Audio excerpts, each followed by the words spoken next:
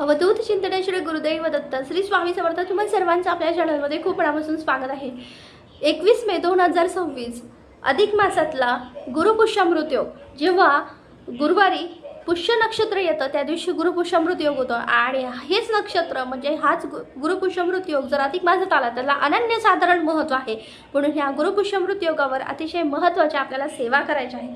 ते सेवा काय आहेत बघा, आणि सेवा म्हणजे काय आहे तर आपली आर्थिक परिस्थिती सुधारण्यासाठी 7 जन्माचं म्हणजे आपण म्हणतो ना, खूप दारिद्र्य आहे, खूप कष्ट आहे, कर्जबाजारीपणा आहे, किती कष्ट केले तरी पैसे येत नाही, पैसे अडकलेले आहेत। खूप महत्त्वाची सेवा म्हणजे ह्या दिवशी आपल्याला एक आर्थिक परिस्थिती माता लक्ष्मीला प्रसन्न करण्यासाठी एक सेवा करायची आहे। लक्षात ठेवा, माता लक्ष्मी चंचल आहे, पण तिच्यासोबत जर भगवान विष्णूंची सेवा केली तर ती माता लक्ष्मी ही स्थिर होते। त्यामुळे आपल्याला अतिशय महत्त्वाची सेवा करायची आहे।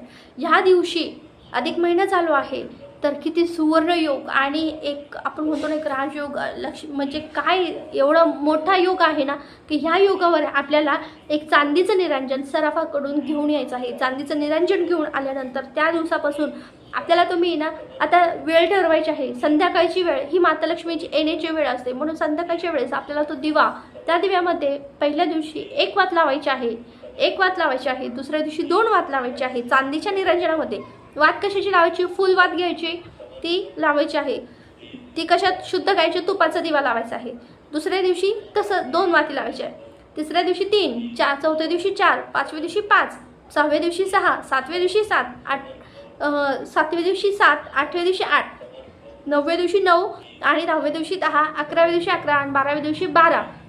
12पर्यंत आपल्या ह्या वाती झाल्यात लावून, तर 12 अशा वाढत जायच्या। 1 पासून तर आपल्याला 12 दिवसापर्यंत 12 वाती वाढवत जायच्या, रोज एक वात वाढवायची।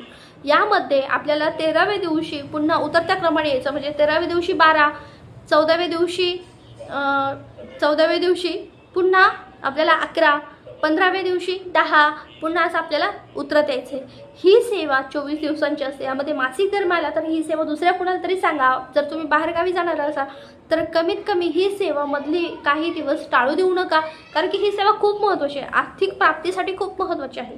बघा, ही सेवा करताना आपल्याला लक्ष्मी गायत्री म्हणजे ओम महालक्ष्मीची विद्महे विष्णू पत्नीची धीमहि तन्नो लक्ष्मी प्रचोदयात या मंत्राची 1 माळ करायची आहे। ओम नारायणाय विद्महे विष्णू पत्नीचे, ओम नारायणाय विद्महे, ओम नारायणाय विद्महे वासुदेवाय धीमहि तन्नो विष्णू प्रचोदयात ह्या विष्णू गायत्री मंत्राची 1 माळ करायची आहे। आणि कुबेर मंत्र जो वैश्रवणाय स्वाहा, ओम श्रीम ओम ह्रीम क्लीम श्री विद्येश्वराय नमः या मंत्र तुम्ही 24 वेळा म्हटलं तरी चालेल। आणि नवार्णव मंत्र जो ओम ऐं ह्रीम क्लीम चामुंडाय विच्चे हा मंत्र आहे, तो आपल्याला 1 माळ करायची आहे। बघा, 11 माळी ह्या दिवशी करायच्याच आहे, 3 अध्याय आपल्याला वाचायचेच आहे, स्वामींची सेवा ही करायचीच आहे।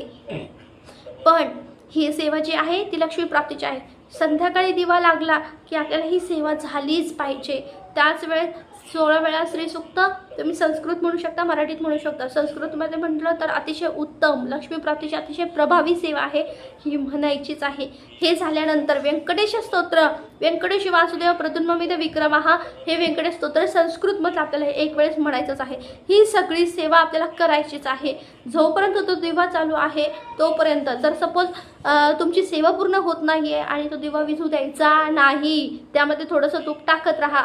तुम्ही जेवढं देवासाठी देताल, जेवढं स्वामींसाठी गुरुसाठी देताल ना, तेवढं तुम्हाला स्वामी तुम्हाला त्यापेक्षा जास्त देताल। एवढं लक्ष ठेवा, तुमचा विश्वास, श्रद्धा, भक्ती असणं खूप महत्त्वाचं आहे। आपण कुठेही जा, कुठलीही सेवा करा, पण त्यामध्ये जर श्रद्धा भक्तिभाव नसेल तर त्या सेवेमध्ये काहीही अर्थ नसतो। ती फक्त सेवा असते, ती फक्त कर्म असतं, मग त्यामध्ये काही अर्थ नसतं। मग म्हणून सांगते, जेवढी जास्त श्रद्धा भक्ती, आता सपोज तुमच्या मनात येत आहे की आता खरंच माता लक्ष्मी प्रसन्न होणार आहे, खरंच होते, एवढी असते स्वामींची सेवा, एवढी असते स्वामी महाराज आपला आत्मविश्वास बळकट करतात की तुम्हाला हे म्हणजे मिळणारच।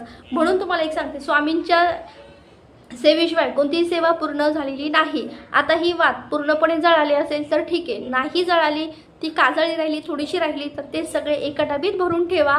सगळी सेवा पूर्ण होईपर्यंत ती एका डबीत भरून ठेवायची आणि नंतर ती निर्माल्यात तुम्ही नदीत पाण्यात वाहून निर्माल्यात किंवा पाण्यात वाहून देऊ शकतात। यानंतर आपल्याला काय करायचं आहे, आता ती वात विझली जागेवर आणि त्यामध्ये काय करायचं, थेंबभर दूध टाकायचं आहे आपल्याला, फक्त कच्चं दूध थोडंसं टाकायचं। थेंबभर दूध टाकलं, ती शांत करायची, बाकी काही करायचं नाही आहे. आता गुरुपुष्यामृत योगावर आपण जेव्हा चांदीची ही सेवा करतो ती अतिशय महत्त्वाची असते, कारण की चांदीच्या निरंजनाची सेवा याचा अनेकांना लाखो रुपयांचा अनुभव आलेला आहे. एक मोठी रक्कम आपल्या घरात चालून येत असते. म्हणून सांगते, ही सेवा आजकालची नाही, तर ही दिंडोरी प्रणीत स्वामी समर्थ महाराजांची कित्येक वर्षानुवर्षांची ही सेवा आहे. प्रत्येक स्वामी भक्त या सेवेचा अनुभव घेत आहे, म्हणून ही सेवा आपल्याला करायचीच आहे. तेव्हा झालेली सेवा स्वामींच्या चरणी रुजू करते. व्हिडिओ इथेच थांबते. व्हिडिओ आवडला असेल तर लाईक शेअर सबस्क्राईब करा. श्री स्वामी समर्थ.